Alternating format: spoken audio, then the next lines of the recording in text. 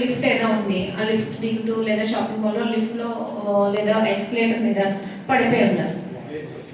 First ఏం చేయాలి? ఇప్పుడు నేను ఇంకొకటి ఏంటంటే, ఇప్పుడు షాపింగ్ మాల్లో ఉన్నట్టు ఎక్స్కలేటర్ మీద ఉన్నారు పేషెంట్, సడన్గా పడిపోయారు పేషెంట్. ఏం చేయాలి? ఫస్ట్ సేఫ్టీ ప్లేస్ షిఫ్ట్ చేయాలి. అలాంటప్పుడు ఎక్స్కలేటర్ ఫస్ట్ స్టాప్ చేయాలి. ఓకేనా?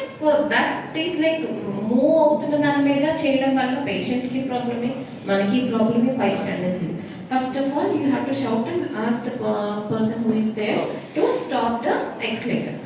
సో అలాంటప్పుడు చేసిన తర్వాత సీన్ సేఫ్టీ పక్కనున్న ప్లేన్ గ్రౌండ్ మీదకి వెల్ వెంటిలేటెడ్ ప్లేస్కి పేషెంట్ని షిఫ్ట్ చేస్తారు. షిఫ్ట్ చేసిన తర్వాత what is the next step? Check for the response. Check for the response. Hello sir, are you okay? Hello sir, you have to shout, are you okay, are you okay అని గట్టిగా చెప్పాలి. So don't shake the patient. ఎప్పుడు పట్టుకుని ఊపద్దు. Just పడుకోబెట్టిన వాళ్ళు పడుకోబెట్టి just tap on the shoulders and speak loudly. గట్టిగా are you okay, are you okay. In case patient పేరు, పర్సన్ పేరు తెలిస్తే పర్సన్ పేరుతో పిలవండి. సో ఇక్కడ మనకి రెస్పాన్స్ లేదు. What is the next step? Check for breathing. కానీ check for breathing and check for pulse రెండు ఎట్ ఎ టైం చేయడం వల్ల మనకి 5 to 10 seconds టైం, కాబట్టి రెండు ఒకేసారి చేస్తే మనకి టైం కలిసి వస్తుంది. So how to check for the breathing? 3 steps. Look, listen and feel. So how to look? So as you see తన చూపు చెస్ట్ మీద ఉంది. సో ఎట్ ఎ టైం తన చెస్ట్ రైజింగ్ ఉందా లేదా అని చూస్తాడు. తను వినేది నా ఎయిర్ మూమెంట్ ఉందా లేదా, ఎయిర్ వస్తుందా లేదా అని ఫీల్ అవుతాడు, ఎట్ ఎ టైం వింటాడు. So look, listen and feel. This is how you check the respiration. So at a time తన వేలు ఎక్కడ ఉన్నాయండి? నెక్ మీద. సో 3 fingers తో మధ్యలో మనం వేలు పెట్టి, నెక్ మధ్యలో వేలు పెట్టి, సో జస్ట్ మీరు ఎటువైపు ఉంటే అటువైపు జస్ట్ స్వైప్, జస్ట్ మూవ్ చేస్తే ఒక డిప్ లా తెలుస్తుంది. సో అక్కడ మనకి క్యారోటిడ్ పల్స్ తెలుస్తుంది. So at a time checking for breathing and checking for pulse అనేది 5 to 10 seconds లోపు చేయాలి. చేసిన తర్వాత మీరు తెలుసుకున్నారు బ్రీతింగ్ లేదు, పల్స్ లేదు. సో ఏం చేయాలి ఇప్పుడు? What is the 4th step? Shout for help. Shout for help అనేది definitely it makes a like it's a very key point. ఎందుకంటే మీకు హెల్ప్ రాకపోతే మీరు ఎఫెక్టివ్గా ఇవ్వలేరు ఇంకా, మీకు తెలిసినా కూడా, ఎందుకంటే మీకు ఇంకా టీమ్ వర్క్ కాబట్టి. Okay, so shout for help తర్వాత you have to start compression. How to start compression? మీ డామినెంట్ హ్యాండ్ని అదర్ హ్యాండ్తో ఇంటర్లాక్ చేసి middle of the chest. Okay, middle of the chest. So ఇప్పుడు ఈ patient middle of the chest అంటే ఎలా అనుకుంటాం? ఒక సినారియో, ఇప్పుడు ఒక పర్సన్ లావుగా పొట్టిగా ఉన్నారు, ఒక పర్సన్ థిన్గా టాల్గా ఉన్నారు. సో ఇద్దరికి middle of the chest definitely ఒకటి ఉండదు, అంతే కదా? సో మనకి యూనివర్సల్గా తెలియాలి అని అంటే కనుక ఆ పర్టికులర్ పర్సన్లో మీరు పేషెంట్ ఎవరైతే వాళ్ళని ఎక్స్పోజ్ చేసి, బాడీ ఎక్స్పోజ్ చేసి, then middle of the sternum అంటే ఇక్కడ middle of the chest bone ఉంటుంది, ఇక్కడ హార్ట్గా ఫీల్ అవుతుంది. అక్కడ మనకి నిప్పుల్ లైన్ ఉంటుంది. ఆ నిప్పుల్ లైన్ మీద మీరు పెట్టాలి.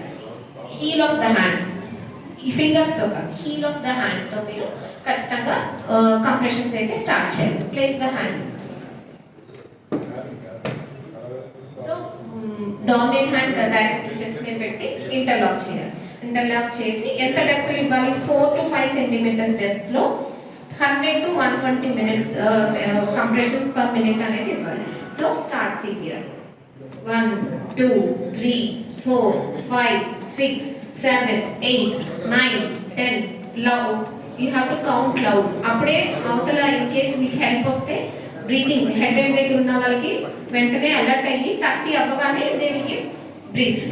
అంటే మీకు టైం గ్యాప్ అసలు ఎక్కడ ఎమర్జెన్సీ కాబట్టి టైం ఎక్కడ మీరు వేస్ట్ చేయకూడదు. 30 అని అవ్వగానే you have to ready with the head end. Okay, 25 26 27 28 29 30. So stop చేసి ఇన్ కేస్ ఇంకొకరు ఎవరైనా అవైలబుల్గా ఉన్నారు అని అంటే కనుక మనం రెస్పిరేషన్ ఇస్తాం. రెస్పిరేషన్కి మనం చెప్పుకున్న మాన్యువల్ ఏంటి? హెడ్ టిల్ట్, చిన్ లిఫ్ట్.